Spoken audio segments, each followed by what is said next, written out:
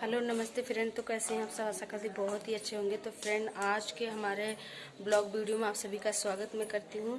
तो फ्रेंड आज बने रहिएगा हमारे आज के ब्लॉग वीडियो में। तो फ्रेंड मैं आप सबको दिखाने वाली हूं कि हमारे गांव में हमारे एक प्राथमिक विद्यालय पे आज एक कार्यक्रम का आयोजन किया गया है जिसमें जो गरीब परिवार की लड़कियां हैं, किशोरियां हैं जो बेचारी बाहर नहीं जा सकती हैं, तो उसके लिए सिलाई सेंटर का आयोजन किया गया है। यहाँ पे आज ओपनिंग है। तो बने रहेगा हमारे आज के ब्लॉग वीडियो में। मैं सबको आप दिखाने वाली हूँ कि देखते हैं आगे का कार्यक्रम। मीना, प्रियंका गौतम, हीरामणि, श्वेता, संजना, जगहों से यहाँ पे एकत्रित हुए हैं। थोड़े उस पर हम प्रकाश डालते हैं। जो हमारे अतिथिगण हैं, जो हमारे इस कार्यक्रम के प्रतिभागीगण हैं, उनको भी हमारे अतिथिगण के विषय संदर्भ में और इन प्रतिभागी और इस कार्यक्रम के उद्देश्य की पूर्ति या इस कार्यक्रम का भविष्य क्या है, उस पर थोड़ी सी हम आप लोगों को संज्ञान में लाना चाहते हैं। जो एक डीडीएस कोचिंग सेंटर जौनपुर में है, उसके आप एक सहयोगी हैं और आरती जी के समझिए दाहिना हमारे बीच में रचना जी हैं। रचना जी इसी गांव के मूल निवासी हैं और आप एक स्वयं सहायता समूह चलाती है, उसके एज लीडर हैं। और अभी पूर्वांचल यूनिवर्सिटी में जब माननीय मुख्यमंत्री योगी आदित्यनाथ आए थे, तो आपने उनके हाथ से अपने समूह का चेक प्राप्त किया है। और आरती जी है। आरती जी का परिचय ये है कि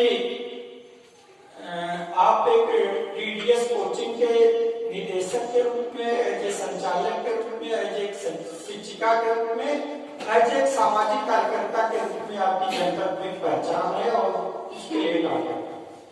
हमारे बीच में राजेश जी हैं जो लिखने पढ़ने में मगन हैं। और ये राजेश जी का परिचय ये है कि पूर्वांचल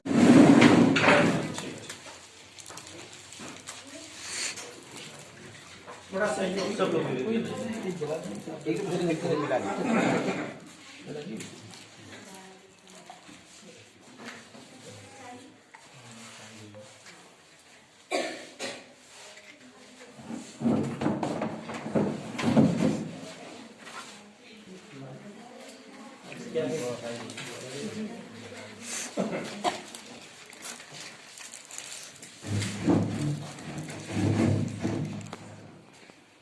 नहीं, उसमें वो अगरबत्ती है।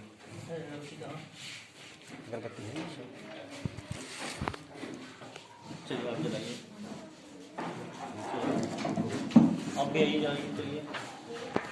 चलिए हम दोनों लोग पूरा डीडीएस है, उनका नाम था डीडीएस। जब तक जौनपुर में 5 शाखाएं हम लोग चला रहे हैं, मुख्यतः 2 शाखाएं हमारी ऐसी हैं जो समाज के लिए, जो हम लोग का एक माइंड सेटअप है, उसके लिए उसका जो इनकम आता है उसमें जैसे प्राथमिक स्कूल में बच्चे जो पढ़ते हैं, एक लोग का माइंड सेटअप है, वहाँ गरीब बच्चे पढ़ते हैं, वहाँ रिजेक्टेड बच्चे पढ़ते हैं। इस तरह का कुछ समाज में माइंड सेटअप है। कुछ बच्चे ऐसे हैं, कुछ ऐसे स्कूल हैं हम लोगों ने चिन्हित किया है जहाँ मिड डे मील मिलता है तो बच्चे की संख्या दिखती नहीं, और जैसे ही क्लासेस में आप देखेंगे तो संख्या गायब हो जाती है। इसके लिए गवर्नमेंट भी काम कर रही है, स्कूल के टीचर्स हैं वो लोग भी काम कर रहे हैं। हम लोग छोटा सा एक काम, एक प्रयास 2015 से कर रहे हैं कि कुछ स्कूल्स को चिन्हित करके जो बच्चे रेगुलर आते हैं उनको स्टेशनरी साल भर की हम लोग अपने पास से अपने पैसे देते हैं। जैसे उसमें बच्चों को एक तस्वीर कर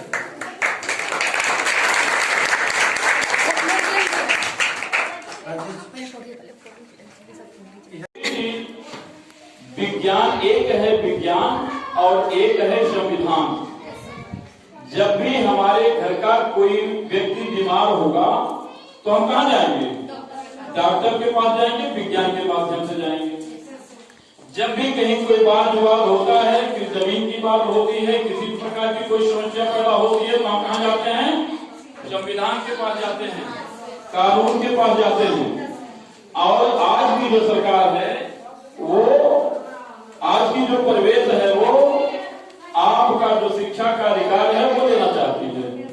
बाबा साहब के एक स्लोगन में लिखा है कि शिक्षा वो शेरनी का दूध है जो जितना पढ़ेगा वो उतना दहाड़ेगा। आप लोगों ने सुना है कि सुना है? लेकिन जो वर्तमान सरकार है, वर्तमान व्यवस्था जो है वो आपके उस शिक्षा को ही खत्म करने की योजना बना रही है। जैसे कोरोना काल में सबसे पहले क्या बंद किया गया था? स्कूल बंद किया गया था। जानकारी है कि नहीं? और इस समय भी आपके गांव घर के बच्चे कांवड़ लेके जाते हैं कि नहीं जाते हैं? जाते हुए देखे हैं? कांवड़ लेके जाने वाले के लिए सरकार हर 500 मीटर पे 1 किलोमीटर पे दवा की व्यवस्था करती है, खान पान की व्यवस्था करती है। और अभी कुछ दिन पहले पेट की परीक्षा हुई है। पेट की परीक्षा देने जो बच्चे गए थे वे किस तरीके से ट्रेन पे लटक के आए, कितने बच्चे एक्सीडेंट से मर गए, उनके लिए कोई व्यवस्था नहीं हुई, लाठीचार्ज भी किया गया। और जो लोग कांवड़ लेके जा रहे हैं वह सरकार, ये जो वर्तमान सरकार है वो क्या कर रही है? उनके ऊपर पुष्प से वर्षा कर रही है। तो इसलिए थोड़ा सा आप लोगों को सचेत रहने की जरूरत है कि ये आडंबर की तरफ ज्यादा लेके जा रहे हैं और शिक्षा की तरफ बिल्कुल नहीं ले जाने की कोशिश कर रहे हैं। इसीलिए वो नहीं ले जाना चाहते हैं कि ये चर्चा है कि आज जो यहाँ कुछ दिखाई दे रहा है ये शिक्षा की देन है। अगर शिक्षा न होती तो मैं वकील साहब न होता, सिविल कोर्ट का मंत्री न होता, भाई साहब बिजनेसमैन न होते, आप जो है कि अध्यापक न होते, आप अध्यापक न होते, आप लोग आज इस कंडीशन पे न आए होती। इसके पहले एक मनुस्मृति थी। मनुस्मृति को कितने लोग सुने हैं, जाने हैं? नहीं जाने हैं। जब ये बाबा साहब का हमारा संविधान नहीं बना हुआ था उस समय एक मनुस्मृति चला करती थी, उससे देश चलाया जाता था। उसमें आप लोग जो यहाँ बैठी हैं कहीं लिखा है कि गैर बराबरी हमको पसंद नहीं है, कहीं लिखा ये लिखा गया है। उसमें सीधे सीधे गैर बराबरी ही शब्द लिखा था। आपको शिक्षा लेने का अधिकार नहीं था, आपको बोलने का अधिकार नहीं था, आपको घर से बाहर नहीं आने का अधिकार था। आप ये महिलाएं पति के मरने के बाद चिता पे जला दिया जाता था। ये था कि नहीं? जब यह अब वो मनु संविधान रहना जरूरी है कि नहीं रहना? नहीं रहना ना? रहना किसको है? बाबा साहब ने एक संविधान दिया। संविधान में जितना आपका स्लोगन है वो सारे स्लोगन उस संविधान की बदौलत है। संविधान रहना जरूरी है कि नहीं जरूरी है? संविधान कैसे बचेगा? जब हम लोग एकजुट एक राय होंगे तब बचेगा। और जब संविधान बचेगा तभी हम लोगों का अस्तित्व बचेगा।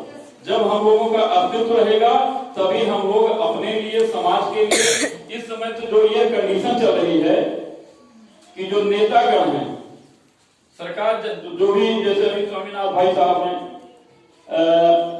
सदियों से एक रामायण चली आ रही है। रामायण की तमाम पंक्तियों में हमारे समाज के तमाम लोगों को बहुत अपशब्दों से, गालियों से नवाजा गया है। और वह उसकी एक लाइन को स्वामीनाथ भाई साहब ने ये कह दिया, तो क्या कह दिया? उसी को दोहरा दिया। तो दोहराने के बाद स्थिति क्या हुई? किसी ने कहा कि उनकी जीभ काट लीजिए, किसी ने कहा कि उनकी गर्दन काट लीजिए। अब ये सरकार कतई उनके ऊपर कोई कार्रवाई नहीं की। किसके? जिसने जीभ काटने और गर्दन काटने की बात कही। तो इसका बहुत लंबा विषय है। तो मैं ये कह रहा हूं कि जब ये समानता की बात आप लोग करती हैं, समानता तभी पॉसिबल है जब संविधान बचेगा। और ये संविधान तब हेलो फ्रेंड्स, तो देखिए यहाँ का कार्यक्रम समाप्त हो चुका है। सब लोग जलपान करने में व्यस्त है। ये यहाँ की मेन कैडर हैं जो किशोरियों को प्रशिक्षण देंगी। देखिए ये रहा हमारा संस्था का पोस्टर।